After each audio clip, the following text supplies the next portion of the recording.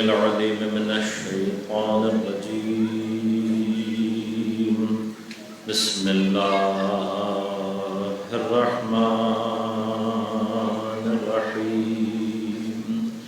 الحمد لله الذي هدانا لهذا وما كنا لنهتدي لولا أن هدانا الله لقد جاءت رسل ربنا بالحق.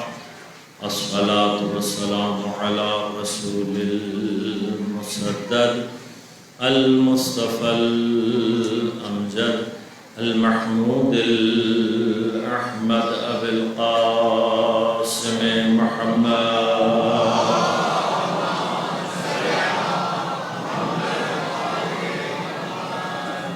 والصلاة والسلام على أسد الله الغالب غالب على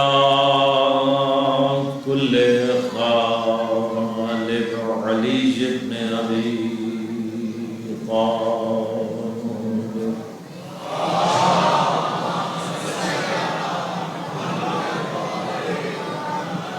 والصلاة والسلام على سيدة المعصومة المظلومة الطاهرة البتول بضعة الرسول فاطمة الزهراء سيدة نساء العالمين.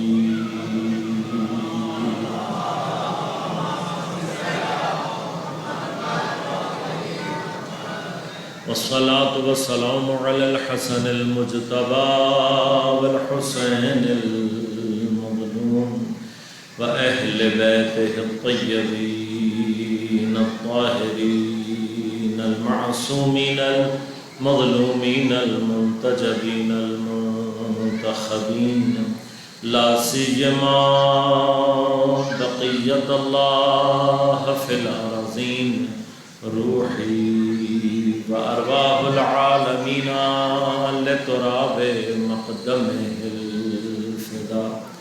ولعنة الله على أعدائهم أجمعين. أما بعد، قال الله تعالى في كتابه الكريم: بسم الله الرحمن الرحيم. إنه لقرآن كريم في كتاب مكنون لا يمسه إلا المطهرون. صلوات.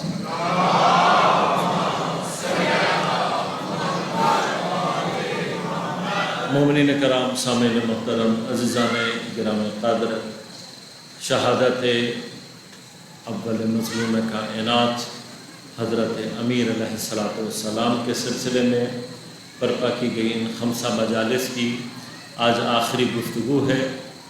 میں نے حضرت نبی اکرم صلی اللہ علیہ وآلہ وسلم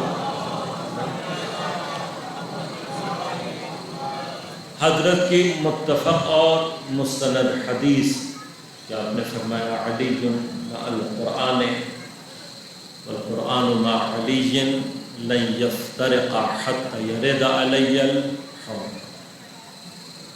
کہ آپ نے فرمایا علی قرآن کے ساتھ ہیں اور قرآن علی کے ساتھ، ان دونوں میں ہرگز جدائی نہیں ہوگی یہاں تک کہ حوض پر میرے پاس غالب ہو جائے گا۔ خود اگر حدیث کے الفاظ پر غور کیا جائے تو حضرت پیغمبر اکرم نے قرآن کو احاطہ دیا ہے ذات گرامی حضرت امیر علیہ السلام سے۔ علی مع القرآن والقرآن مع حد وسط قرآن، درمیان میں قرآن۔ ابتدا بھی علی علیہ السلام کے اسم مبارک سے ہے اور انتہا بھی جملے بلکس بھی ہو سکتے تھے، لیکن جب کوئی فصیح کلام کرتا ہے کوئی عالم کلام کرتا ہے تو اس کے کلام کی ترکیب خالی از لطف نہیں ہوتی، اور یقیناً پیغمبر اگر افصح العرب ہیں کہ یقیناً ہیں، تو آپ یقیناً اس بات کی طرف متوجہ ہیں کہ کس کا حصار دینا ہے اور کس کو محصور کرنا ہے۔ لہذا غور کیجئے گا، یہ جو حصار اور محصور کی کیفیت ہے اس کو حدیث میں بیان کیا۔ اب میں قرآن سے اسی کی تائید میں جو آیات آپ کی خدمت میں سورہ مبارکہ واقعہ کی سرنامہ کلام کے طور پر انتخاب کی، وہاں سے چند گزارشات۔ 4 دن جو میں نے آپ کے ساتھ محنت کی ہے، کوشش کروں گا کہ اس کے نتائج آپ کی خدمت میں پیش کر سکوں۔ خدا قسم کھا کر کہہ رہا ہے کہ یہ قرآن صاحب کرامت اور عزت ہے۔ کہاں؟ فی کتاب مکنون، یہ ایک چھپی ہوئی کتاب میں ہے، ایک ایسی کتاب میں ہے کہ جو واضح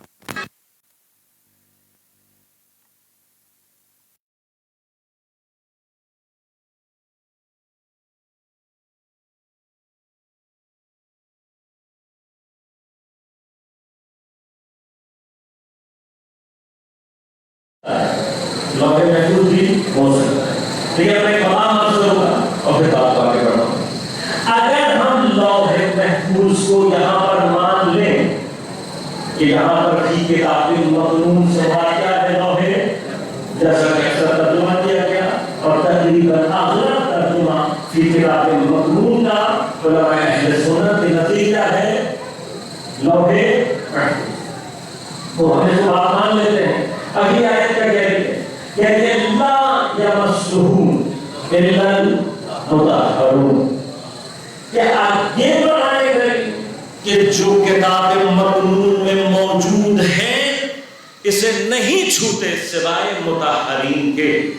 تو اب آپ کو ماننا پڑے گی یہ بات کہ اس کا مطلب کوئی طہارت کے کسی ایسے درجے پر کچھ لوگ ہونے چاہیے کہ جن کی ایکسیس زمین پر رہتے ہوئے لوح محفوظ تک ہونی چاہیے۔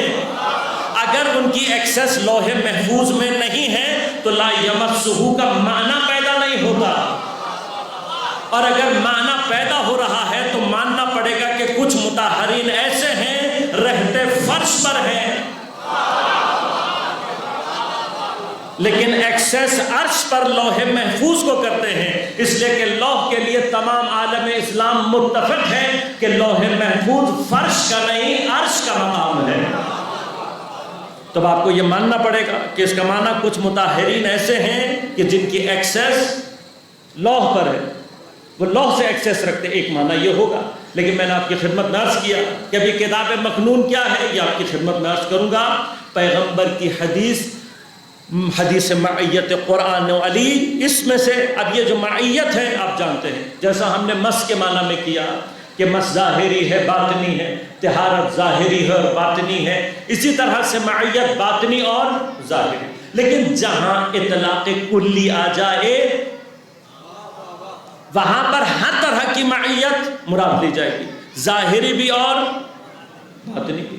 لیکن اب سوال یہ پیدا ہوتا ہے اگر پیغمبر کی مراد علی مع القرآن سے معیت باطنی ہے، میں نے اتنے دن عرض آپ کی خدمت میں جو پورا وقت لگایا ہے وہ یہ کہ یقیناً یہ قرآن جو الفاظ کی صورت میں ہمارے اور آپ کے پاس موجود ہے یہ یقیناً قرآن ہے، اس کے قرآن ہونے میں کوئی شک نہیں، یہی اللہ کی کتاب، یہی اللہ کا کلام، لیکن یہ اس کا لفظی وجود ہے، حقیقی وجود نہیں ہے۔ اب اس کی ایک دلیل آپ کو یہاں سے دوں گا۔ میں نے وہ پورے مقدمات اس لیے بیان کیے کہ میں نے ایک مقام تک آپ کو پہنچانا ہے۔ مرحلہ یہ ہے کہ اگر علی مع القرآن اور قرآن علی کے ساتھ ہے اور اس سے مراد ظاہری معیت ہے تو پھر جہاں جہاں قرآن ہونا چاہیے وہاں وہاں علی۔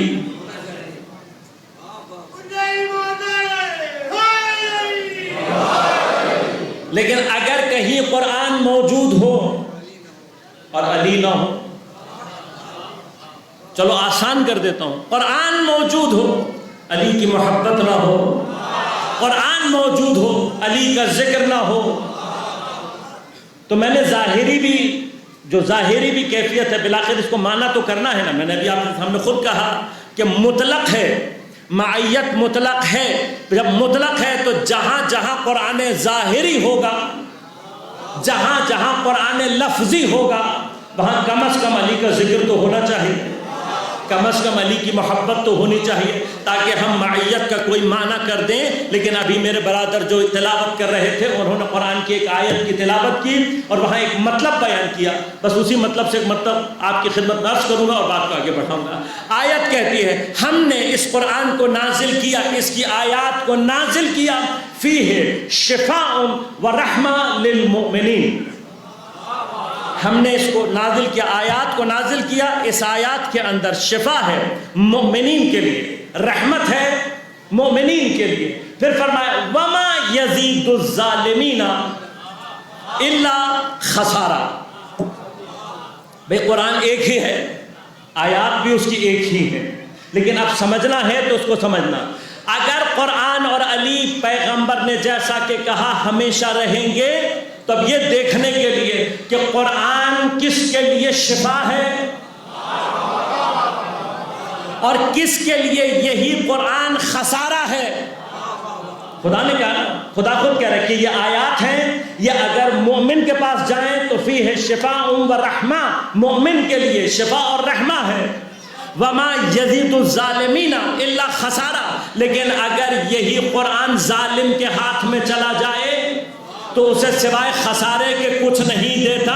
اب یہ دیکھنے کے لیے کہ کس کو شفا دے رہا ہے، کس کو خسارہ دے رہا ہے، بس یہ دیکھو کس نے صرف قرآن لیا ہے، کس نے قرآن اور علی دونوں کو لیا ہے.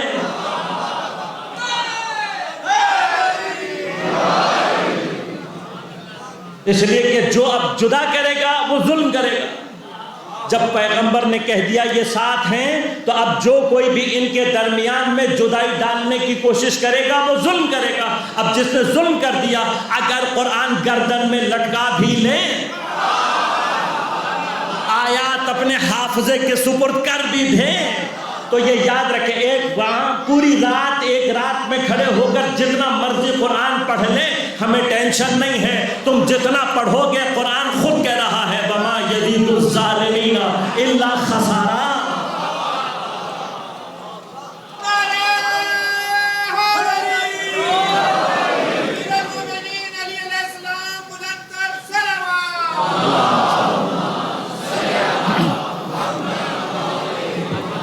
اب کل میں نے آپ کی خدمت میں عرض کیا تھا کسی بھی شے کے 4 وجود ہیں، لفظی، کتبی، اعتباری ہیں، اور کسی بھی شے کے وجود ذہنی اور وجود حقیقی یا عینی اس کے.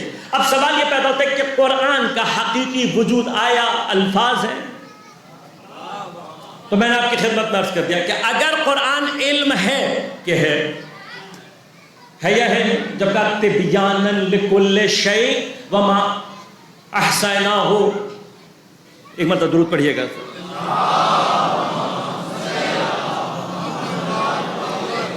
کل شیء احصیناہ کتابا ولا رب ولا یابس الا فی کتاب مبین. جب یہ ساری کی ساری کیفیات قرآن میں موجود ہیں تو سوال کیا یہ سارے کا سارا قرآن کے ظاہری الفاظ میں ہے یا الفاظ سے ماورا ہے؟ لہذا آپ کی خدمت میں کل بھی عرض کیا تھا، میں تھوڑا سا دہرا رہا ہوں تاکہ ایک ربط بن جائے ذہن میں. لہذا قرآن کی ہدایت للناس ہے اپنے الفاظ کی حد تک. اب جیسے جیسے طہارت میں اضافہ ہوتا جاتا ہے، قرآن کی ہدایت میں بھی اضافہ. ایمان لے آئے گا تو ہدایت بڑھ جائے گی، مومن ہو کر متقی ہوگا ہدایت بڑھ جائے گی، متقی سے ابرار کی منزل پر آئے گا ہدایت بڑھ جائے گی. اب یہ جو سفر ہے ایک طرف سے طہارت کا، دوسری طرف قرآن کے ساتھ رابطے کا. بس یہ سمجھ میں آتا ہے کہ جتنا طہارت کی منزل بڑھتی چلی جائے گی اتنی ہی قرآن کی حقیقت سے مس بڑھتا چلا جائے گا. جتنا مس بڑھے گا اتنا ہدایت خود بخود بڑھتی چلی جائے گی. اب اگر طہارت کا درجہ کہیں پر کمال پہنچے گا تو خود بخود مس اپنے کمال پر پہنچ جائے گا. مجھے نہیں پتا کہ یہ مطہرین کون ہیں، میں قرآن سے سوال کرتا ہوں پروردگار کوئی طہارت کا وہ مرحلہ کہ جس سے آگے کوئی طہارت ممکن ہی نہیں ہے، وہ کون سا ہے؟ تو قرآن نے آگے بڑھ کر خود ہی کہہ دیا انما یرید اللہ لیذھب عنکم الرجس اہل البیت ویطہرکم تطہیرا۔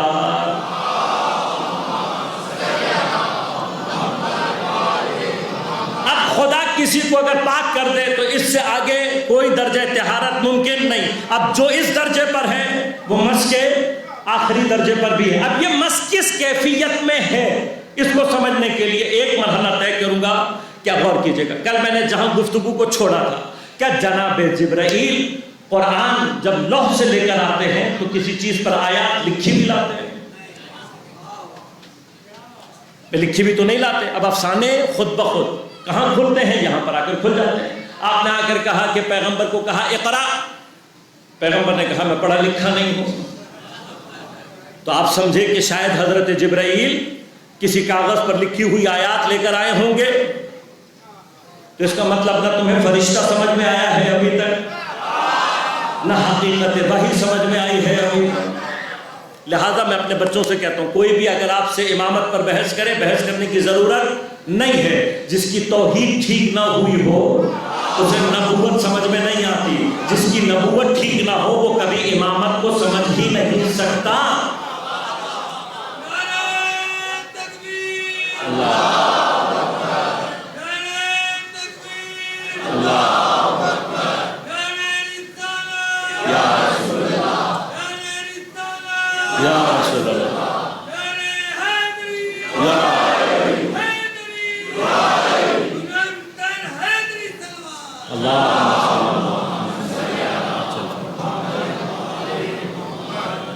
لہذا غور کیجئے گا مرحلہ کیا ہے؟ مرحلہ یہ لکھا ہوا، میں نے اس لیے کہیں ایک جگہ مجھ سے بات ہو رہی، میں نے کہا بھیا جن لوگوں کے خدا کو ابھی جہنم سے نکالنے کی ضرورت ہے، جن کے خدا کی ٹانگ ابھی جنت میں دوزخ میں پھنسی ہوئی ہے، جب تک ان کے خدا کی ٹانگ کو جہنم سے نہ نکال لیں انہیں توحید سمجھ میں کہاں آئے گی؟ تو یہ مراحل طے ہوں گے تو اگلا مرحلہ سمجھ میں آئے گا۔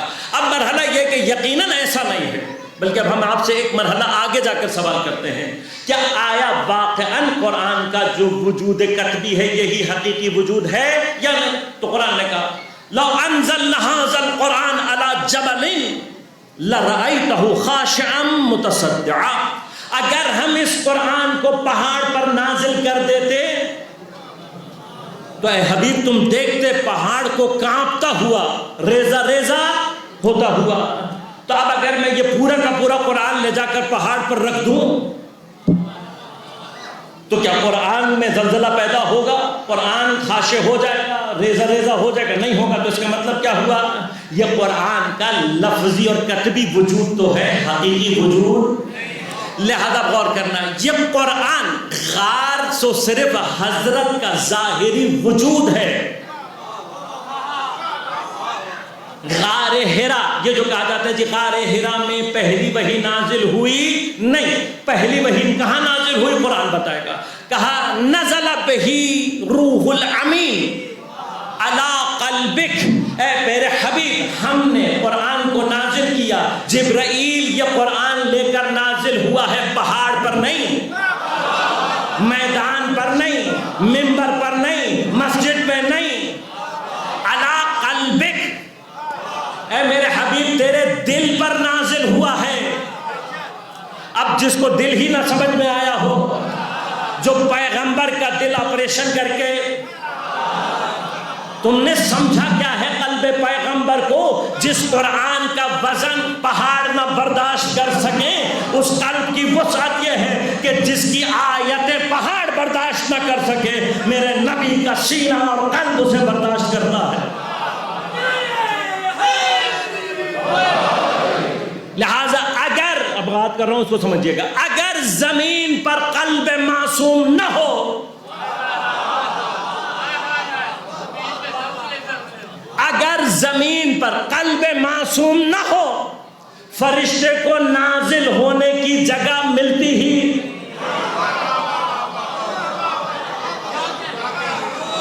فرشتہ زمین پر آنے کی صلاحیت نہیں رکھتا، اپنی حقیقت نورانیہ میں جب بھی نزول پیدا کرے گا اگر قلب معصوم نہ ہو فرشتہ نزول پیدا نہیں کر سکتا۔ لہذا غور کیجئے گا، سید الشہداء امام حسین علیہ السلام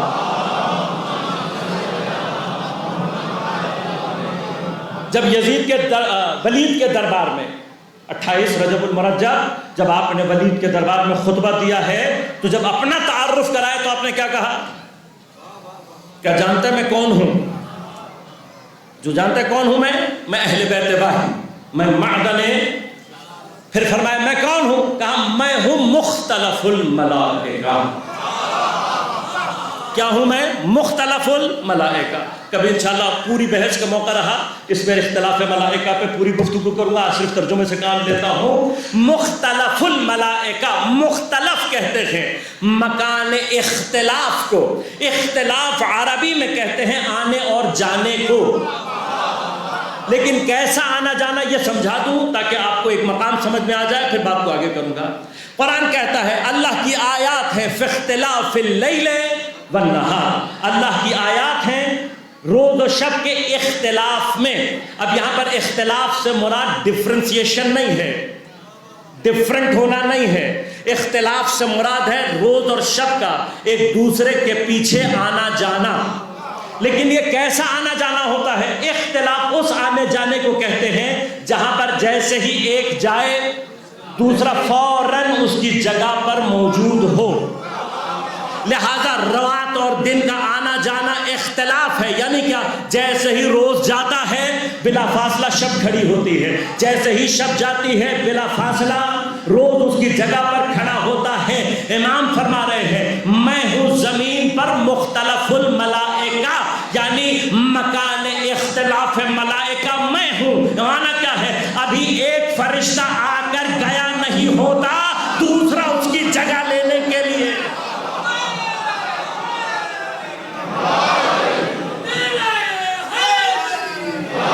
لہذا غور کیجئے گا، جو مقام آپ کو پہنچانا چاہتا ہوں انہی دونوں باتوں کو جمع کریں۔ زمین پر اگر قلب معصوم نہ ہو فرشتہ نازل نہیں ہو سکتا۔ امام زمین پر مختلف الملائکہ ہے، ایک آ رہا ہے دوسرا جا رہا ہے، یہ دونوں باتیں ذہن میں رکھیے گا، آج نہیں کل شب آپ کو بہت کام آئے گی۔ جب آپ شب قدر میں یہ جملہ پڑھ رہے ہوں گے قرآن کی آیت تنزل الملائکۃ والروح فیہا بإذن ربہم من کل امر، تو بندہ حقیقی یہ بات یاد رکھنا، فرشتہ اگر نازل ہو رہا ہو اور ایک دو نہیں سارے کے سارے ملائکہ حتیٰ جناب روح بھی نازل ہو رہے ہوں، اور صرف نازل نہیں ہو رہے من کل امر، سارے کے سارے امر کو لے کر نازل ہو رہے ہیں، وہ بھی بإذن ربہم۔ اس تمام اہتمام کے ساتھ جب فرشتہ نازل ہو رہا ہے اور زمین پر کوئی مکان نزول ملائکہ نہ ہو تو ان کا نازل ہونا فضول ہو جائے گا۔ بس ماننا پڑے گا کہ ابھی تک زمین پر کوئی ایسا قلب معصوم موجود ہے۔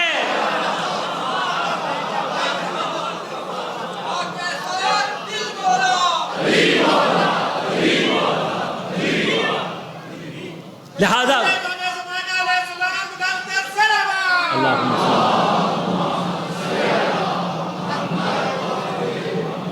لہذا اصل شب قدر کی بیداری اپنی توجہ کو صاحب قدر کی طرف متوجہ کرنا ہے۔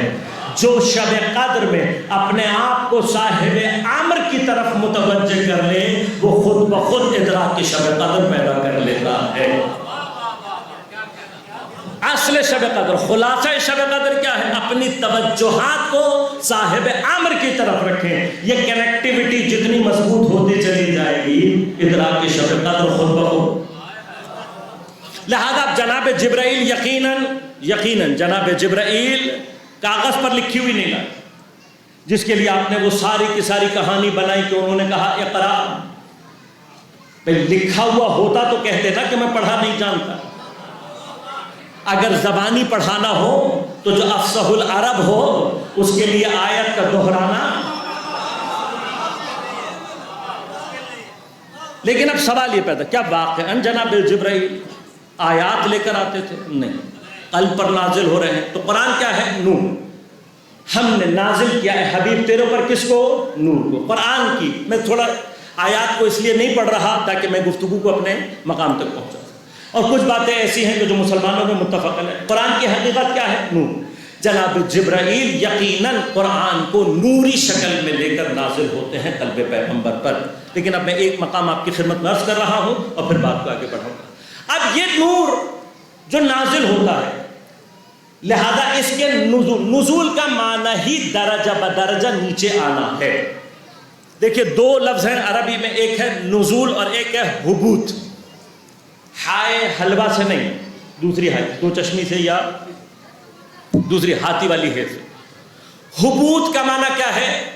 حبوط کا معنی ہے نیچے آنا، تا کے ساتھ، یہ بھی نیچے آنا۔ نزلہ کا معنی بھی ہے نیچے آنا، لیکن دونوں میں فرق کیا ہے؟ نزلہ نیچے آنا ہے درجہ بدرجہ، لیکن حبطہ نیچے آنا ہے بغیر کسی درجے کے، ایک دم ونس۔ مثلا میں آپ کو مثال دیتا ہوں نزل اور حبطہ کا معنی، اور پھر بات کو آگے بڑھاؤں گا۔ نزلہ مثلا آپ 10 منزلہ عمارت کی سب سے اوپر والی منزل پر ہیں، لفٹ میں آپ بیٹھے اور آپ نے بیسمنٹ کا بٹن دبایا، یہ 10ویں منزل سے ڈائریکٹ آئی ہے نیچے، آئی ہے نیچے ڈائریکٹ، لیکن کیا ہوا؟ 9 منزل 8 منزل 7 چاہے نہ رکی ہو کہیں، لیکن ہے درجہ بدرجہ آ رہی ہے، ایک ایک منزل کر کے نیچے آ رہی ہے، اسے کہتے ہیں نزلہ۔ چاہے ایک ہی بار میں آئے لیکن درجات کو متصور کیا جاتا ہے، پس نزلہ کبھی بھی درجات کے بغیر نہیں ہوتا۔ لیکن آپ نے اسی 10 منزلہ چھت پر سے کوئی پلین فرض کریں بچوں کا یا کوئی چیز آپ نے اوپر سے چھوڑ دی، یہ بھی 10ویں منزل سے آیا گراؤنڈ پر۔ اب جب یہ نیچے آ رہا ہے تو کیا منزلوں کا حساب ہے؟ یہ ڈائریکٹ آنا ہے۔ حبطہ اور نزلہ میں فرق سمجھ میں آ گیا؟ دیکھیں جناب جبرائیل اکثر نازل ہوئے ہیں، اکثر نازل ہوئے۔ نازل ہونے کا مطلب یہ ہے کہ جناب جبرائیل نے بالآخر درجات کو طے کیا اور پھر نازل ہوئے۔ لیکن ایک مقام ہے جہاں پر جبرائیل نازل نہیں ہوئے ہیں، درجات کو طے نہیں کیا ہے، عرش سے جبرائیل حبطہ بغیر رکے نیچے آئے ہیں۔ اب تک جبرائیل جب بھی آتے ہیں نزلہ درجات کو طے کرتے ہوئے آتے ہیں، لیکن جب زمین پر چادر ایک کے ساتھ پھیلی ہے اور آج جبرائیل کو اجازت ملی ہے، تو مجھے نہیں پتا کہ اب زمین پر آج ایسا کیا ہونے جا رہا ہے۔ اب تک جبرائیل اجازت ہی لے کر آتا ہے، بے اذن ربہم، اذن ہی لے کر آتا ہے، لیکن جب بھی آتا ہے نزلہ درجات کو طے کرتا ہوا آتا ہے۔ لیکن اب جب چادر ایک کے ساتھ پھیلی ہے اور آج جبرائیل کو اجازت ملی ہے، تو جناب سیدہ کیا فرماتا ہے؟ فحبط جبرائیل، آج جبرائیل بغیر رکے پہنچا ہے۔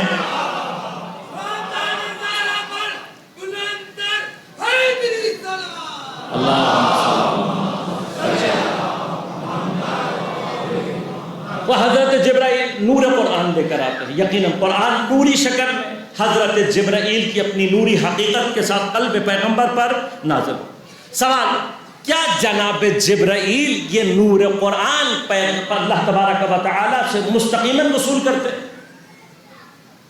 کیا ایسا ہے کہ حضرت جبرائیل اللہ سے ڈائریکٹ قرآن کا نور لیتے ہیں اور لا کر پیغمبر کو پہنچا دیتے ہیں؟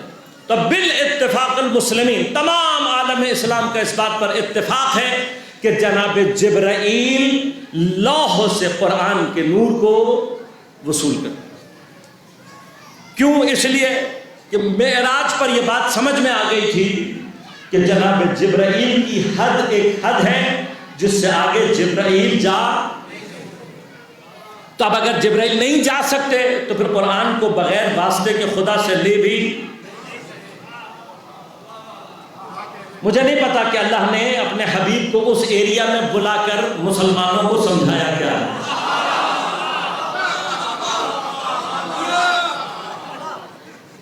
اللہ نے معراج بھی اپنی جگہ موضوع ہے، انشاءاللہ کھول کے بیان کرنے والا ہے، معراج بھی سمجھنے کی ضرورت ہے کہ ایگزیکٹلی ہے کیا۔ لیکن کیا ہوا، پیغمبر چلے گئے، جناب جبرائیل نہ جا سکے، تو مسلمان کو اتنا تو سمجھ میں آ جائے کہ یہاں سے آگے جہاں پہ جبرائیل کی ایکسس نہیں ہے وہاں پیغمبر کی ایکسس ہے۔ اب اگر اس ایریا میں کچھ اللہ کی طرف سے جبرائیل کے پاس آنا ہے اور جناب جبرائیل کی ایکسس نہیں ہے تو جناب جبرائیل وصول کہاں سے کرتے ہوگا؟ تو مجھے بھی نہیں پتا کیسے کرتے ہیں، لیکن آپ غور کیجئے گا کہ لوح، اب مجھے لوح ہمیں نہیں پتا کیا ہے، میں آسانی کے لیے سمجھا رہا ہوں کیونکہ یہ تمام کی تمام تمثیلات ہیں جو ہماری عقل کے مطابق ہیں۔ جس چیز کو لوح کہا گیا، لازمات ہے وہ نورانیت کی منزل ہے، وہ ہمارے اور آپ کے گھر کی بورڈز اور پیپرز کی طرح سے نہیں ہے، لیکن اس کو لوح کہا گیا۔ کیوں کہا گیا؟ اس لیے کہا گیا کہ بالآخر قرآن جو کہ علم پروردگار ہے وہ علم الہی میں کہیں تنزلی پیدا کرتا ہے، اور جب تنزلی پیدا کرتا ہے تو تنزل کر کے لوح پر آتا ہے۔ جناب جبرائیل کی آخری حد یہ ہے کہ وہ لوح سے آیات کا نور لیتے ہیں اور قلب پیغمبر پہ پہنچا دیتے ہیں۔ بس جناب جبرائیل کی حیثیت صرف ایک میسنجر کی ہے، وہاں سے لیا یہاں پہنچا، اس سے زیادہ جناب جبرائیل کا کوئی کام نہیں۔ اب یہ جو لوح پر آتی ہے، سوال یہ ہے کہ یہ لوح پر کیسے آتی ہے؟ تو اب آپ غور کیجئے گا، اللہ نے یہ تماثیل دی ہیں تاکہ مجھے اور آپ کو بات سمجھ میں آ سکے۔ جب میں اپنا کوئی بھی چیز جو میرے علم کے مرحلہ ذہنی میں ہے یہ چاہتا ہوں کہ وہ آ جائے کسی کاغذ پر، مرحلہ ایک چیز ہے جو میرے ذہن میں، آرٹسٹ ہے تو اس کے ذہن میں تصویر ہے، شاعر ہے تو شعر ہے، ادیب ہے تو عبارت ہے، آرکیٹیکچر ہے تو نقشہ ہے، کچھ بھی ہے جو بھی ہے، کہاں ہے؟ علم، ذہن کے مرحلے۔ جب میں یہ چاہتا ہوں کہ یہ ذہن کے مرحلے سے تنزل کرے، کیونکہ جو میرے ذہن میں ہے وہ میں آپ کو سمجھا نہیں سکتا، میں آپ سے کہوں گا بھئی ایسا نقشہ بنا لوں، آپ کہیں گے بنا کے دکھاؤ، کیوں؟ افہام و تفہیم کے مرحلے میں جو ذہن میں ہے اس کو تنزل دوں گا تو آپ کو سمجھ میں آ جائے گا۔ اس تنزلی کے لیے جو میرے علم کے مرحلہ ذہنی میں ہے، اگر میں چاہتا ہوں کہ میرے ذہن سے تنزل پا کر کسی کاغذ پر آ جائے تو میں جس چیز کا سہارا لیتا ہوں اسے قلم کہتے ہیں۔ قلم ہے، قلم کے ذریعے سے میں اپنے مرحلہ علم سے تنزلی دے کے کہاں لے کر آ رہا ہوں؟ کاغذ، لوح پر۔ جب یہ لوح پر آ جائے گا تو آپ کے لیے اور میرے لیے آسان ہو جائے گا۔ اب غور کیجئے گا، میں قلم کے ذریعے سے علم کو تنزلی دیتا ہوں تو وہ لوح پر آتی ہے۔ بس خدا جس قلم کی قسم کھا رہا ہے نون والقلم کہہ کر، وہ میرے اور آپ کے ہاتھوں میں موجود قلم نہیں ہے، وہ قلم ہے کہ جس کو کہا اول ما خلق اللہ القلم، اللہ نے سب سے پہلے قلم کو خلق کیا۔ کیوں خلق کیا؟ یہ کیوں اول کہا؟ اس لیے کہ انشاءاللہ کبھی عقیدے کی بحث رہی ہو، توحید پر مباحث پیش کیے تو آپ کی خدمت میں عرض کروں گا کہ خدا سے ڈائریکٹ ایکسس کر کے چیزوں کو لینے کی صلاحیت صرف اول مخلوق میں ہے۔ اب اول مخلوق کے اندر یہ صلاحیت ہوتی ہے کہ وہ خالق سے ہر چیز کو لے کر اس کو تنزل دیتا ہے مخلوق کی حیثیت کے مطابق، اس کے اندر یہ صلاحیت ہوتی ہے۔ لہٰذا اب وہ قلم کیا ہے مجھے نہیں پتا، لیکن یہ قلم کا کام ہے کہ وہ علم الہی کو تنزلی دے کر لوح پر لے کر آئے۔ جناب جبرائیل لوح سے لے کر آتے ہیں زمین پر قلب پیغمبر تک، اس درمیان کا کام ہے جناب جبرائیل کا، لیکن نہ قلب سے آگے ہے نہ لوح سے آگے ہے۔ لوح سے لیا، قلب پر اتارا، بس۔ اب یہ جو اوپر کے مرحلے میں آتا ہے یہ کون انجام دیتا ہے؟ فرمایا قلم۔ کون ہے قلم؟ اب پیغمبر نے سمجھانے کے لیے کہہ دیا اول ما خلق اللہ القلم، اللہ نے سب سے پہلے جس کو خلق کیا وہ کیا ہے؟ قلم۔ اب میں نے جیسے ہی یہ روایت پڑھی فوراً آپ کے ذہن میں ایک اور بتی جلی، اور آپ نے سوچا کہ بھئی ابھی تک تو ہم نے وہ حدیث بھی سنی ہے کہ فرمایا اول ما خلق اللہ نوری، اللہ نے سب سے پہلے میرے نور کو خلق کیا، وَأَنَا وَعَلِيٌّ مِّن نُورٍ وَاحِدٍ، میں اور علی ایک ہی نور کے اسی نور کا حصہ ہیں۔ تو یہ قلم بھی آ گیا، اب اول یا نور ہے یا قلم ہے؟ اب یاد رکھیے گا اول تو ایک ہی ہوتا ہے نا بھائی، اول ایک ہوتا ہے۔ یہ اول ایک اس وقت تک ہوتا ہے جب تک جہت مختلف نہ ہو جائے۔ جہت مختلف ہوگی تو اول مختلف ہو جائے گا۔ مثلاً ایک شخص پہلا بیٹا ہے، پہلا بھائی بھی ہو سکتا ہے. جب پہلا بیٹا ہے تو باپ کی نسبت ہے، جب پہلا بھائی ہے تو بھائی کی نسبت ہے. تو نسبت تبدیل کر لیں گے تو اول ایک ہی رہے گا. بس پیغمبر یہی سمجھا رہے ہیں اللہ نے بنایا تو صرف ہمارے نور کو تھا، لیکن جب ہم خلقت کی حقیقت کو بیان کرتے ہیں تو حقیقت خلقت میں وہ پہلی چیز جو خلق ہوئی وہ ہمارا نور تھا. لیکن جب اسی نور کو اللہ جہد کے اختلاف کے ساتھ اس کیفیت کے ساتھ بیان کرنا چاہتا ہے کہ میرے نور کو تنزل دے کر لوح تک پہنچانے والا کون ہے، تو یہی نور جب علم الہی کو تنزلی دے کر لوح پر لے کر آ رہا ہوتا ہے تو یہی نور قلم کہلاتا ہے. اسی حالت میں یہ نور قلم کہلاتا ہے. بس اب مجھے خود سوچ کر گھر جا کر یہ بتانا کہ اگر جناب جبرائیل اس قلم کے محتاج ہیں کہ خدا کے علم کو تنزلی دے کر لوح سے قبول کریں اور یہ نور زمین پر ذوات مقدسہ محمد و آل محمد کی شکل میں موجود ہے، تو سوال پیدا ہوتا ہے یا نہیں کہ آیا قرآن کے لیے جبرائیل ان کا محتاج ہے یا یہ جبرائیل کے؟ لہذا حقیقت وحی کی بحث کروں گا انشاءاللہ کبھی. یہ موضوعات ہیں، اصل میں تفصیل چاہتے ہیں، ان کو ایک دو جملوں میں بیان نہیں کیا جا سکتا. لہذا انشاءاللہ کبھی وعدہ رہا حقیقت وحی کو موضوع بنا کر تفصیل سے آپ کی خدمت میں وحی کی کیفیات کو بیان کروں گا. لیکن اب ہوا کیا، نور آیا ہے قلب پیغمبر پر. اب جب یہ نور آ گیا تو اکثر ہمارے بچوں سے، خاص طور پہ جو ہمارے بچے یونیورسٹیز میں ہیں، ان کو اکثر اس طرح کے سوالات کا سامنا کرنا پڑتا ہے. خاص طور پہ وہ طبقہ جو ملحد ہو جاتا ہے، وہ کہتا ہے بھائی کون سی وحی، کون سا فرشتہ. یہ اعتراض پوری تاریخ میں پیغمبر پر کیا گیا. کہتے ہیں کون سا فرشتہ، کون سی وحی، ہمیں تو نہیں پتا. ہمیں کیسے پتا لگے گا کہ کوئی فرشتہ آیا یا نہیں، کوئی پیغام آیا یا نہیں؟ تو میں آج کل کی ٹیکنالوجی کا سہارا لے کے جواب دے دیتا ہوں. وہ جواب اس طرح سے، یہ اللہ کا میسج ہے، یہ اللہ کا پیغام ہے. تم اس کو درک کرنے کی بات کر رہے ہو، جبکہ تمہاری اپنی حیثیت یہ ہے کہ تمہارا اپنا بنایا ہوا ڈیوائس ہے، تمہارا اپنا بنایا ہوا میسنجر ہے. جب استعمال کرتے ہو تو کیا کرتے ہو، کوئی میسج دے رہا ہوں، کبھی واٹس ایپ پہ بھیج دوں گا میسج. اب یہ جو واٹس ایپ پہ جاتا ہے میسج، یہ دکھائی دیتا ہے، کبھی دکھائی دیا، کبھی پتہ لگا کہاں سے نکل کر گیا، کیسے پہنچا، نہیں پتہ لگا. اپنا بنایا ہوا دکھائی نہیں دیتا، خدا کے بنائے ہوئے کو دیکھنے کی بات کر رہے ہو.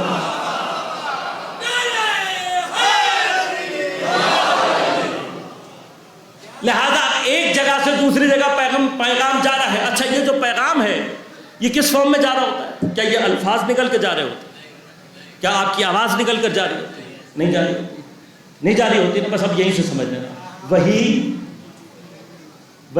خدا کا کوڈ سسٹم. جیسے آپ نے یہاں سے بھیجا وہ ایک فارم میں جاتا ہے، وہ جس فارم میں جا رہا ہے اسے مجھے اور آپ کے اندر صلاحیت نہیں ہے ڈیٹیکٹ کرنے کی. اسی طرح سے اللہ وحی کا معنی ہی کیا ہے؟ ایسا پیغام جسے کوئی، میں آج کی زبان میں بات کر لوں تھوڑی.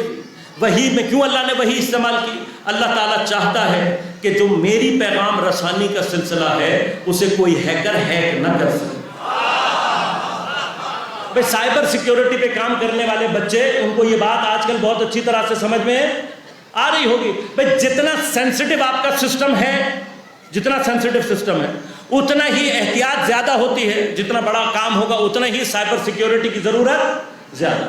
چلو میں مثال 2-3 جگہ پہ مثال دی، بچوں نے بہت حیث کیا، آج بھی مثال دے دیتا ہوں. فرض کریں کہ کوئی ہیکر آئے اور آ کر کہے کہ جی میں سوئس بینک کے اکاؤنٹ ہیک کر لوں گا. ہم تو دعا کرتے ہیں کوئی پیدا ہو جائے ایسا. ساری ہی غریبوں کی دولت ہے جو وہاں جمع ہوئی بھی ہے، غریبوں کا مال ہے. اب ہمارے اور آپ کے بینک کو ہیک کرنے کا تو کوئی فائدہ نہیں ہوگا. فرض کریں کہ سوئس بینک کو کوئی یہ کہے کہ میں ہیک کر دوں. آپ سوچیں پھر کیا حالات ہوں گے، ہاں کتنے حالات خراب ہوں گے. وہ کہیں گے بھائی سائبر سیکیورٹی بہترین. کیوں ان کی سائبر سیکیورٹی مضبوط؟ اس لیے کہ وہ جانتے ہیں کہ یہاں کوئی اگر گھس گیا تو نقصان بڑا ہو جائے گا. تم اپنے نظام کو بچانے کے لیے اتنی احتیاط کرو اور خدا اپنے نظام کو ایویں چھوڑ دے. اب غور کرنا، وہیں پر جہاں پر ایک ہیکر نے قسم بھی کھائی ہوئی ہے فَبِعِزَّتِكَ مجھے تیری عزت کی قسم ہے لَأُغْوِيَنَّهُمْ أَجْمَعِينَ. لیکن اب بہت ہی لطیف نکتہ ہے یہاں پہ آپ کو انشاءاللہ حسب محسوس کریں گے ہوں گے. اور کیجئے گا اب جو ہیکر ہے جو سوئس بینک کے اکاؤنٹ ہیک کرنے جا رہا ہے وہ کہہ جی میں سارے اکاؤنٹ ہیک کر لوں گا سوائے 14 اکاؤنٹس کے. یہ نہیں ہیک کر سکتا میں. اگر ہیکر خود ہی اعلان کر دے کہ نہ بتائے وہ کون سے 14 ہیں, صرف یہ کہہ دے کہ بھائی میں ہیک کر سکتا ہوں مگر 14 اکاؤنٹ ہیں جن کو میں ہیک نہیں کر سکتا, تو اب آپ سوچیں کیا ہوگا. سارے ڈاکو مل کر جتنے بھی ہیں یہ سب مل کر پوچھیں گے, کہیں گے بھائی وہ 14 کون ہیں, ان کا پتہ کرو. کیوں کہیں گے بھائی ڈاکو سے بچانے کے لیے ان کے پاس رکھا دیتے ہیں. ہاں ڈاکو کا تو پتہ بھی نہیں لگے گا کہاں لے گیا, ان کا کم از کم معلوم تو ہوگا کہ کس کے پاس رکھائے ہیں. تو اب کیا ہوگا, پوری سرچ بچ جائے گی یہ ڈھونڈنے کے لیے کہ وہ 14 کون سے ہیں. تو وہ جو ہیکر اول تھا جب اس نے قسم کھائی تو ساتھ میں اس نے اپنی بیچارگی کا اعلان بھی کر دیا. اس نے کہا فَبِعِزَّتِكَ تیری عزت کی قسم کھا کر کہتا ہوں لَأُغْوِيَنَّهُمْ أَجْمَعِينَ میں ان سارے کے ساروں کو ہیک کر لوں گا, ان سب کو اغوا کر لوں گا إِلَّا عِبَادَكَ مِنْهُمُ الْمُخْلَصِينَ سوائے تیرے مخلصین کے. اب اتنا تو شیطان بھی جانتا تھا, اس نے مخلص نہیں کہا مخلص کہا ہے. اور تمام قراءتوں میں کوئی ایک قراءت بھی نہیں ہے جس نے یہاں پر مخلص قراءت کیا ہو. سب نے کیا کہا مخلص. مخلص اسے کہتے ہیں جو خود پاک ہو, مخلص اسے کہتے ہیں جسے پاک کر دیا گیا ہو. تو یہ تو شیطان بھی جانتا تھا کہ کچھ جماعت ایسی ہے جسے اللہ نے پاک رکھا ہوا ہے. اب یہ اس نے خود بتا دیا میں سب کو بہکا سکتا ہوں سوائے مخلصین کے. تو اب اللہ جب بھی رابطہ کرے گا تو سائبر سیکیورٹی کے اعتبار سے انہی سے کرے گا جن کو شیطان ہیک نہیں کر سکتا.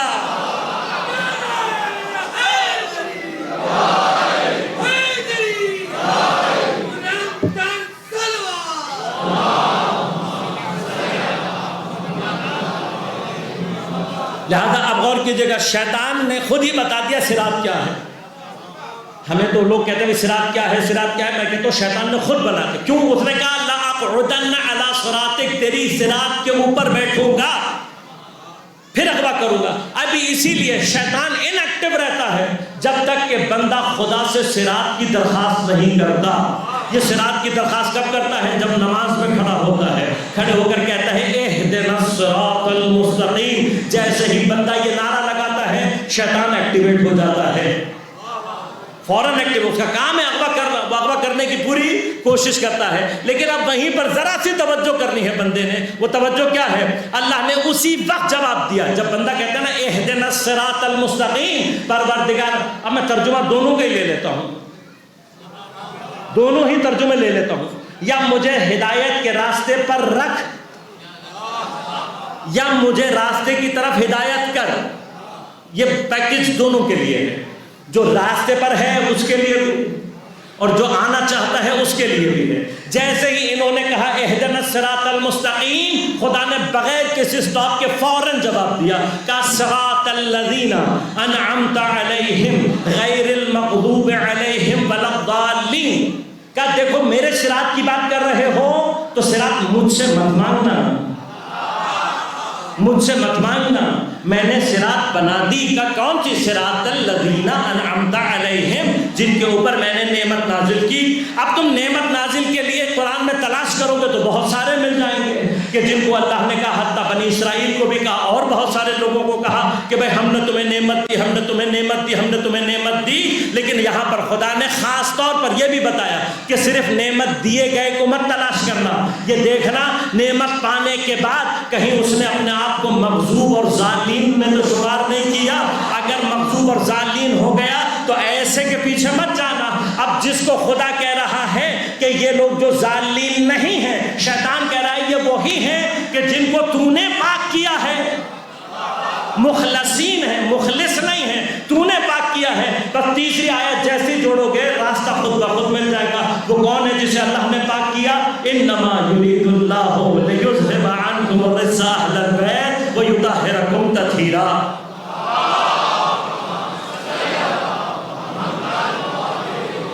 تو اب آپ کو سمجھ میں آیا کہ حدیث قصہ کو اتنے پڑھنے کی تاکید کیوں آئی ہے؟ اہل بیت چاہتے ہیں کہ ہمارے بچے آیہ تطہیر یاد رکھیں، جسے آیہ تطہیر یاد ہوگی وہ صراط تک خود بخود پہنچ جائے گا۔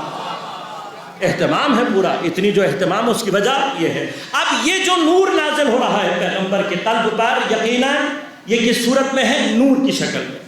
یہ کیسے نور کی شکل میں ہے؟ اب غور کیجیے گا، یہ ویسے ہی ہے جیسے آپ کا پیغام ایک خاص فائل کی شکل میں ایک موبائل سے دوسرے موبائل میں چلا گئے۔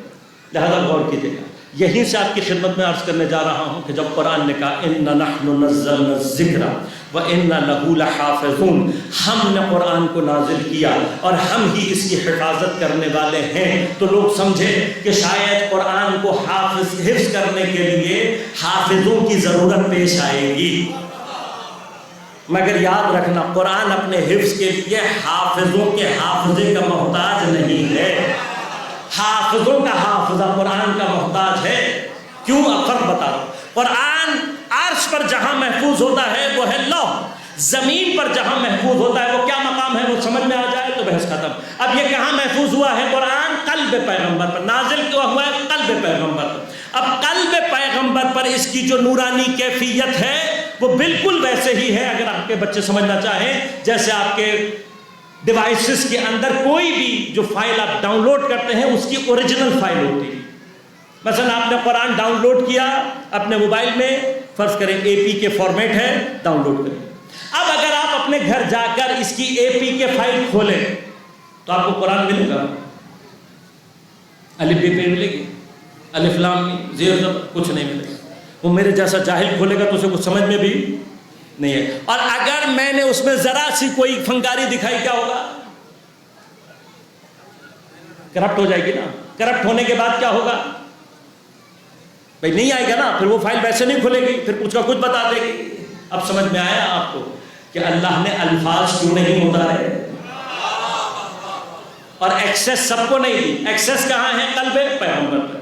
اب غور کیجیے گا، قلب پیغمبر سے جو الفاظ کی شکل میں آتی ہے یہ جناب جبرائیل کا کام نہیں ہے۔ یہاں سے ہمیں لسان پیغمبر کی قدرت سمجھ میں آتی ہے۔ اگر اس حقیقت نورانیہ اور ہمارے درمیان میں لسان پیغمبر نہ ہوتی، اس نور کو ڈی کوڈ کر کے عربی شکل میں ہم تک کوئی پہنچا ہی نہیں سکتا تھا۔ یہ پیغمبر کی زبان کی قوت ہے، جس نے قرآن کی نورانیت کو عربی زبان میں تبدیل کر کے ڈی کوڈ کر کے مجھے اور آپ تک پہنچایا ہے۔ اصل قرآن کون سا ہے؟ جو قلب پیغمبر میں محفوظ ہے۔ بس غور کیجیے گا، یہ ہے جو زبان کی طاقت ہے کہ جو اس نور کو تبدیل کرتی ہے الفاظ قرآن میں۔ اور کمال یہ ہے کہ جب یہ نور الفاظ میں تبدیل ہوتا ہے، خدا ان الفاظ کو اپنی جانب نسبت دے کر کہتا ہے یہ میرا کلام ہے۔ یہ اس زبان کی قوت ہے کہ جب قرآن کے نورانی وجود کو لفظی وجود میں تبدیل کرتی ہے تو اس لفظی وجود کے اندر بھی معجزے پیدا ہو جاتے ہیں۔ تو اب یہ بتاؤ کہ اگر اس زبان کے اندر اتنی قدرت ہے تو جو ذاتیں اسی زبان کو چوس چوس کر زبان ہوتی رہی،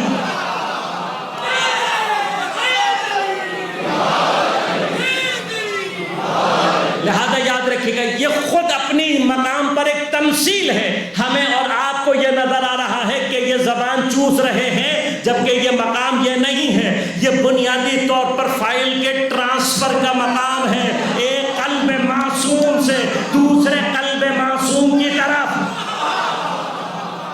لہٰذا آپ غور کیجئے گا، ایک مسئلہ آج آپ کا تھوڑا سا وقت زیادہ لوں گا، معاف کیجئے گا، تھوڑا سا وقت لوں گا، لیکن بس آخری منزل پر ہوں، بحث کو اپنی مکمل کر رہا ہوں، مائیت کا آخری مرحلہ اور گفتگو تمام۔ اب قلب معصوم ہے جو بنیادی طور پر اپنے اندر فائل کو محفوظ رکھتا ہے۔ جس قلب میں قرآن محفوظ ہو اسے وارث قرآن کہتے ہیں، وہ وارث قرآن ہے۔ لہذا اگر قرآن محفوظ ہو عرش پر تو اسے لوح کہتے ہیں، اگر فرش پر محفوظ ہو تو اسے قلب معصوم کہتے ہیں۔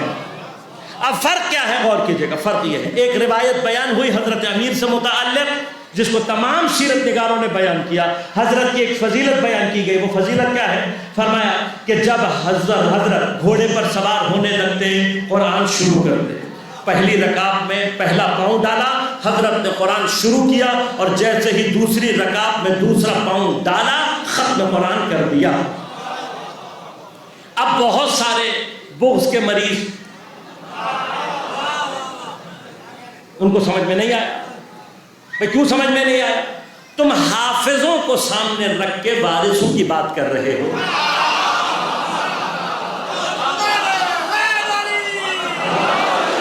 لہذا میں حافظ اور وارث کا فرق آپ کو بچوں کو نئی ٹیکنالوجی کے حساب سے سمجھا دیتا ہوں۔ یہ خدا کا لطف ہے، جتنا ٹیکنالوجیکل ایڈوانسمنٹ ہوتی چلی جاتی ہے، جتنا انسان عقلی طور پہ ترقی کرتا چلا جاتا ہے، اتنا ہی دین، قرآن، عقیدہ سمجھنا آسان ہو جاتا ہے۔ اب آپ کو فرق بتا رہا ہوں حافظ کا اور وارث کا۔ کیوں؟ اس لیے انہوں نے اعتراض کیا، انہوں نے کہا بھائی دنیا میں جتنا بھی تیز ترین حافظ لے آئیں، جتنا اچھا حافظ ہی کیوں نہ ہو، آج تک دنیا میں جو تیز ترین حافظ قاری ہے اس کا تیز ترین ریکارڈ صحیح قراءت کا 3 منٹ میں ایک پارہ ہے۔ 3 منٹ میں ایک پارہ صحیح قراءت کے ساتھ فل اسپیڈ۔ 3 منٹ سے کم میں کوئی قاری نہیں پڑھا۔ 3 منٹ کا مطلب پورا قرآن 90 منٹ، 1.5 گھنٹہ۔ اچھا آپ اگر اپنے موبائل پر بھی اس لیول پہ بھی لگا دیں جہاں پر آپ کو کچھ نہ کچھ سنائی دے رہا ہو، تب بھی موبائل بھی پڑھنے میں ٹائم لگا دے گا، لگائے گا نا ٹائم، اسپیڈ جتنی مرضی بڑھا دیں۔ اب آپ جب اسپیڈ بہت زیادہ بڑھائیں گے تو ایک وقت آئے گا جہاں پہ وہ نافہم ہو جاتی ہے، لیکن اس نافہم پہ بھی لگائیں گے کچھ تو منٹ لے گا۔ قرآن بھی اوپر سے ریڈ کرنے میں منٹ لے گا یا نہیں لے گا؟ لے گا۔ انہوں نے کہا جب اتنی تیز ترین مشین نہیں پڑھ سکتی، آرٹیفیشل انٹیلیجنس والے نہیں پڑھ سکتی، تو پھر یہ کیسے ہو گیا کہ حضرت امیر پورا قرآن ختم کر دیتے ہیں؟ میں اب اس کی مثال، یہ ہے اوپر سے قرآن پڑھنا، چونکہ حافظ الفاظ تک ہے، اوریجنل فائل ایکسس نہیں کر سکتا، لہذا جب بھی پڑھے گا اتنا ہی ٹائم لے گا۔ لیکن آپ غور کیجیے گا جس موبائل میں یا جس کمپیوٹر میں آپ کی اوریجنل فائل پڑی ہوئی ہے، جب وہ خود اس اوریجنل فائل کو ایکسس کرتا ہے تو کیا ہوتا ہے؟ جب آپ اسی سافٹ ویئر کو یہ کہتے ہیں کہ مجھے قرآن میں فلاں لفظ تلاش کر کے دو، تو آپ کا یہی سافٹ ویئر کتنی دیر میں سرچ کر کے دیتا ہے؟ کچھ سیکنڈوں میں سرچ کر کے دے دیتا ہے آپ کو۔ جب یہ کچھ سیکنڈوں میں سرچ کر کے دیتا ہے تو کیا اس نے ابتدا کا انتہا پورے قرآن کو دیکھا ہوتا ہے یا نہیں؟ یقیناً دیکھا ہوتا ہے۔ وہ نکال کر آپ کو دے دے گا اتنے مقام پر یہ لفظ یہاں استعمال ہوا ہے، اور آپ پورے اطمینان سے لے لیتے ہیں۔ کیوں؟ آپ کو پتا ہے جس کے پاس اوریجنل فائل ہے اس کے لیے پورے قرآن کے ایکسس میں سیکنڈ سے زیادہ نہیں لگتا۔ تو بس یہی فرق ہوتا ہے حافظ قرآن میں اور وارث قرآن۔ حافظ کو وقت لگتا ہے لیکن وارث کو ایکسس کرنے میں ٹائم نہیں لگتا، لہذا وہ ایک رکعت میں پاؤں ڈال کر جتنی دور میں دوسرا پاؤں ڈال رہا ہوتا ہے پورے قرآن کی فائل کو ایکسس کر چکا۔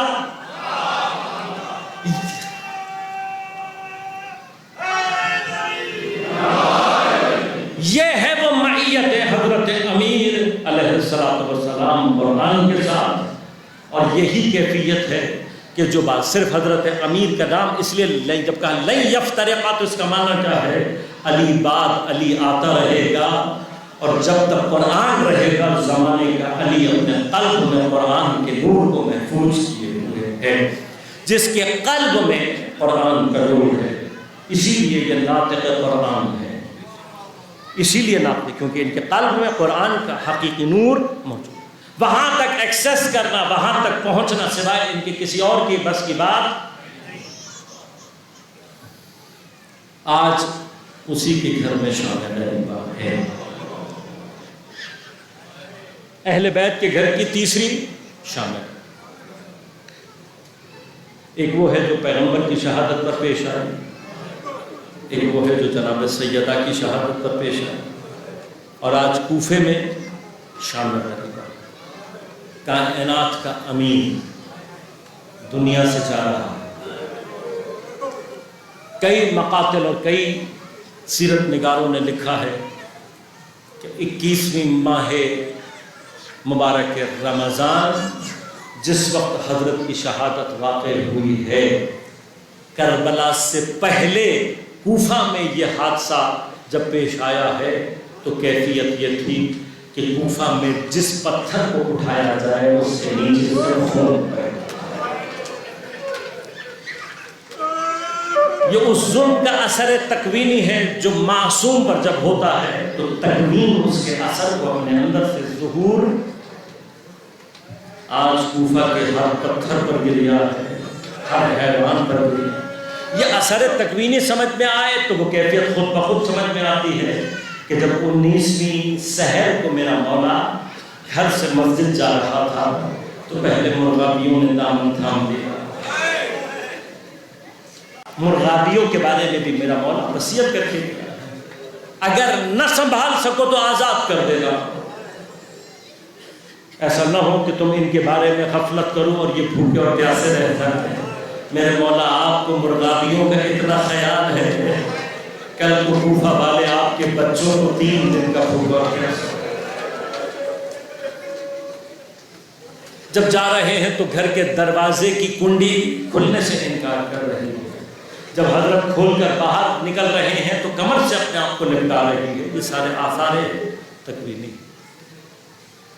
ضربت لگی، 3 دن حضرت امیر نے بار اور زہر کے اثر کے ساتھ گزارے ہیں،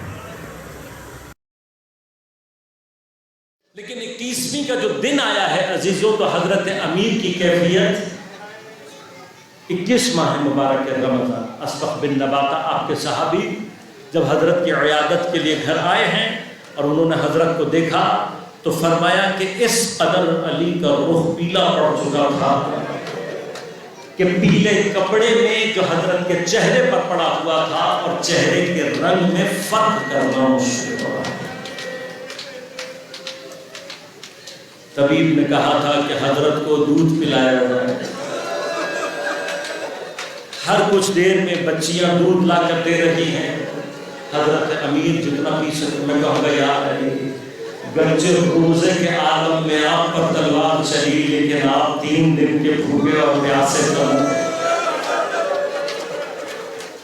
آپ کا سجدہ سنگین بہت ہے مولا، لیکن ایک ضربت لگی تھی قربان جاؤں آپ کے اس پیاسے بیٹے پر جو 3 دن کا بھوکا اور پیاسا تھا، اور خنجر کی 13 ضربتیں حسین کے خشک حلق کو کاٹ رہی۔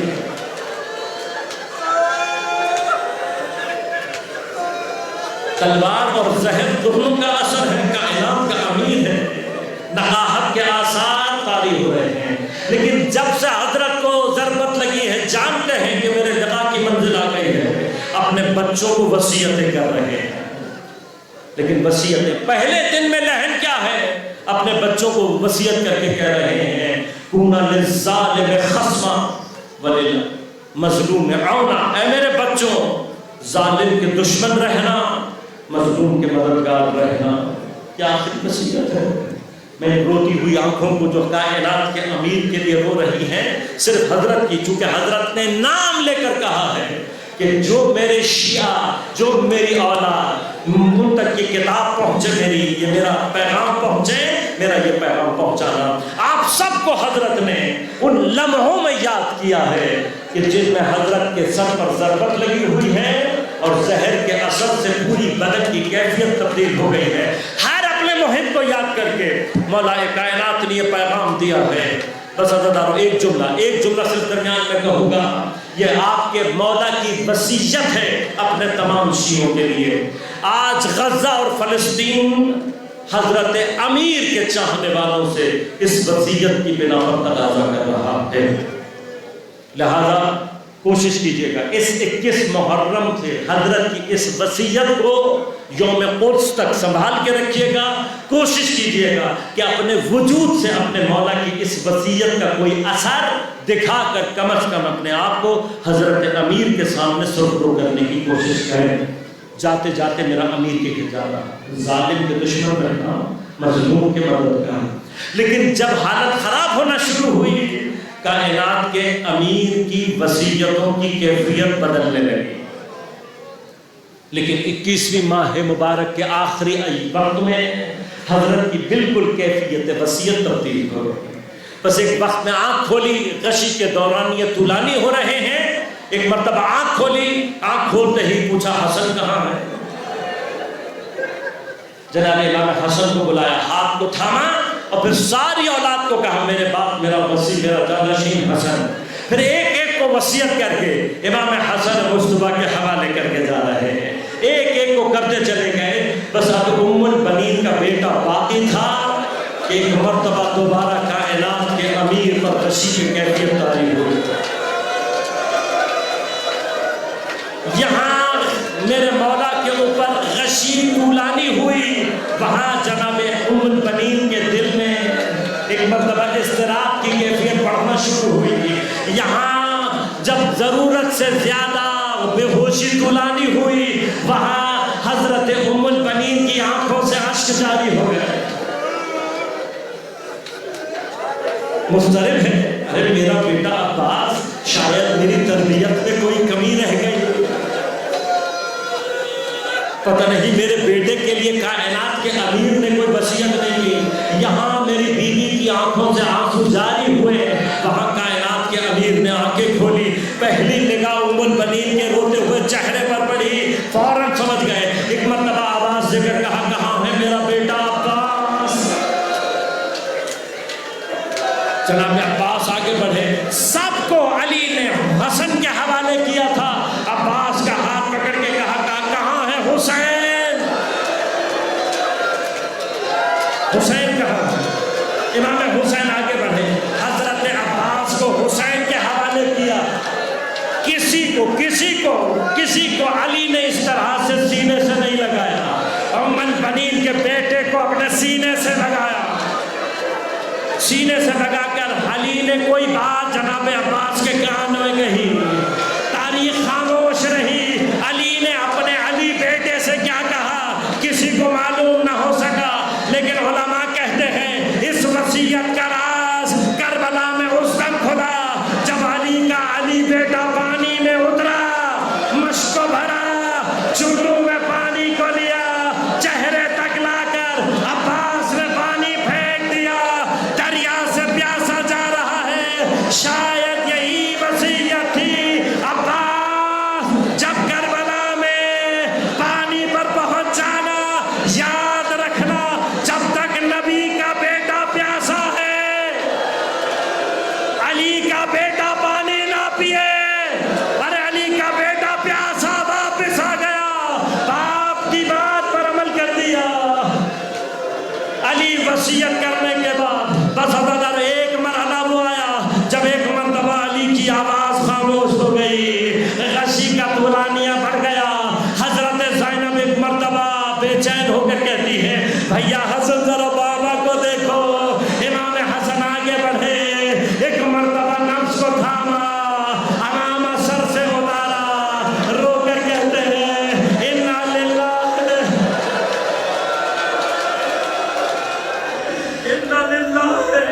وَإِنَّا إِلَيْهِ رَاجِعُونَ.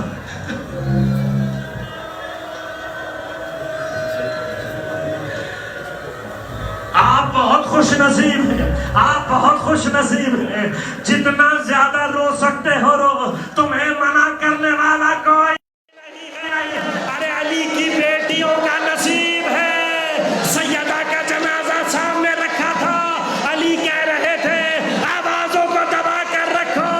آج علی کا جنازہ رکھا ہوا ہے، حسن کہہ رہے ہیں آوازوں کو دبا کر رکھو. ارے علی کی مظلومیت یہ ہے، کائنات کے امیر کا جنازہ رات کی تاریکی میں.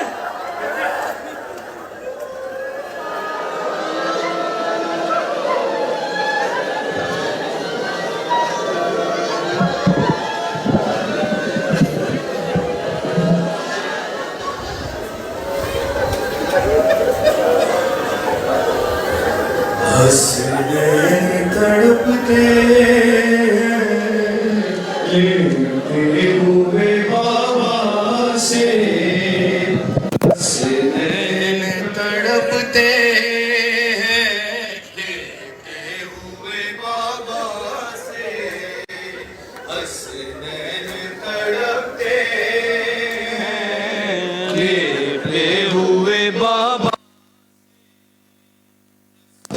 تڑپتے ہیں لیٹے ہوئے بابا سے، سر پیٹو امام اپنا رخصت ہوا دنیا سے، سر پیٹو امام اپنا رخصت ہوا دنیا سے، حسنین تڑپتے ہیں لیٹے ہوئے بابا سے، حسنین تڑپتے ہیں لیٹے ہوئے بابا سے، حسنین تڑپتے ہیں لیٹے ہوئے بابا سے،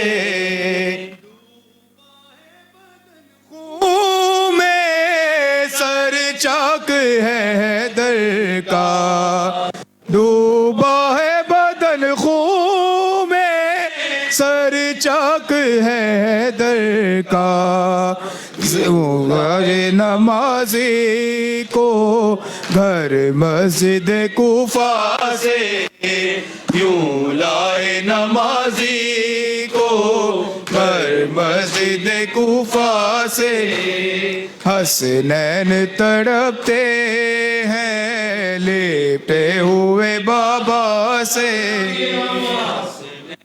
تڑپتے ہیں سب صدا دے مومن بابا سے،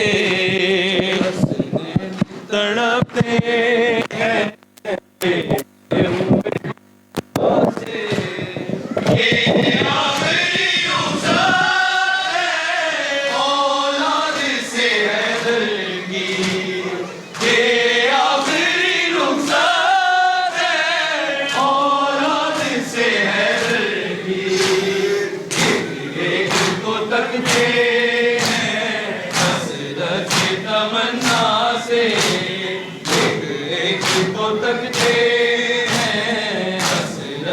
تمنا سے، حسنین تڑپتے ہیں لیٹے ہوئے بابا سے، حسنین تڑپتے ہیں ہوئے بابا سے، حسنین تڑپتے ہیں لیٹے ہوئے بابا سے،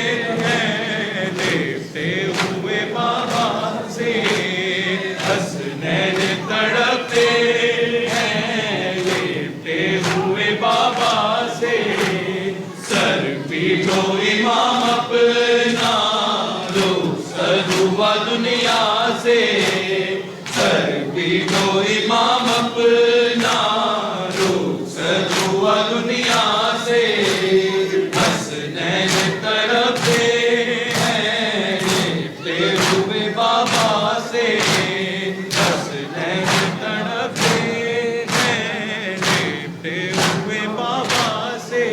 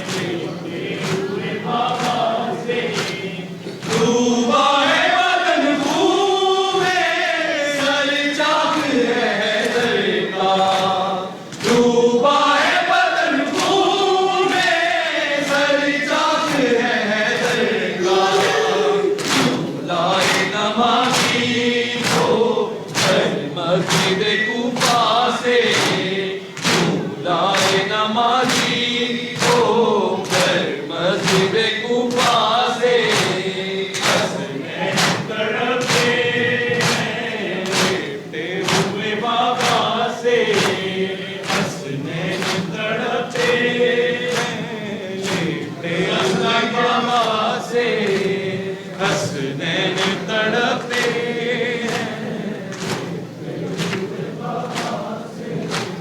क्या कातिल मोहसिन ने फिर घर को जलाया है क्या कातिल मोहसिन ने फिर घर को जलाया है मातम की सदाई फिर खानाए ज़हरा से मातम की सदाई फिर खानाए ज़हरा से हसनैन तड़पते हैं लेटे हुए बाबा से हसनैन तड़पते हैं लेटे हुए बाबा से हसनैन तड़पते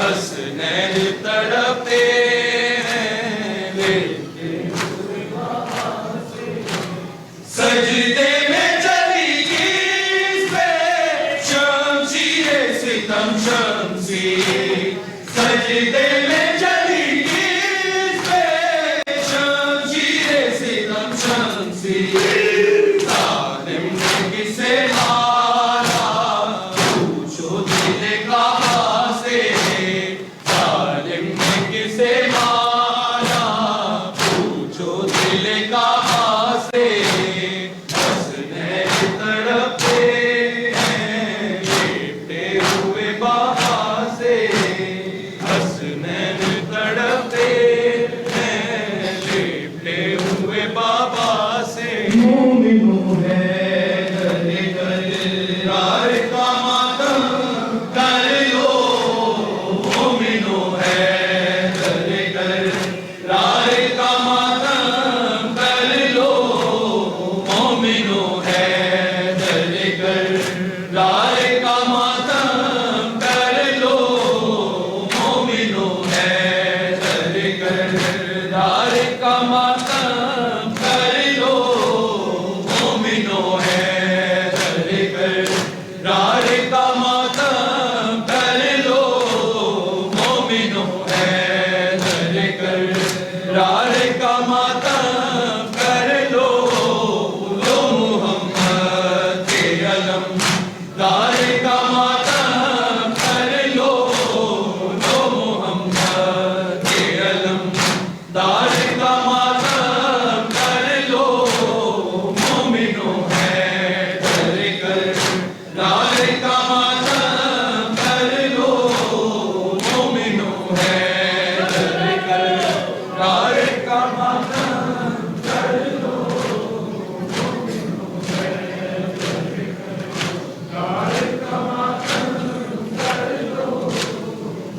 फागुड़ाओ के अली शेरे खुदा मारे गए फागुड़ाओ के अली शेरे खुदा मारे गए बाजुए अहमद को तारे का मातम कर लो बाजुए अहमद को तारे का मातम कर लो मोमिनो है गले करार का मातम कर लो मोमिनो है गले करार का मातम कर लो मोमिनो है गले करार का मातम कर लो फागुड़ाओ के अली शेरे खुदा मारे गए फागुड़ाओ के अली शेरे खुदा मारे गए बाजुए अहमद को तारे का मातम कर लो तारे का मातम कर लो मोमिनो है गले करार का मातम कर लो मोमिनो है गले करार का मातम कर लो मोमिनो है गले करार का मातम कर लो जोगे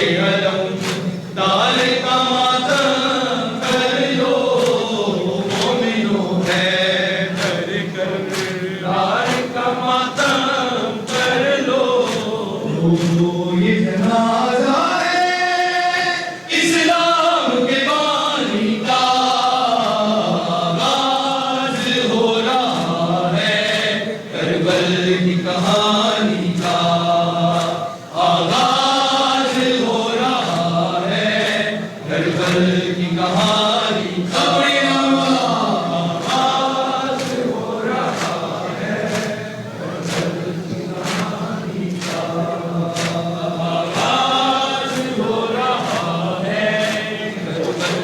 کہانی کا بیوی نے کہا بابا کربل میں چلے آنا بیوی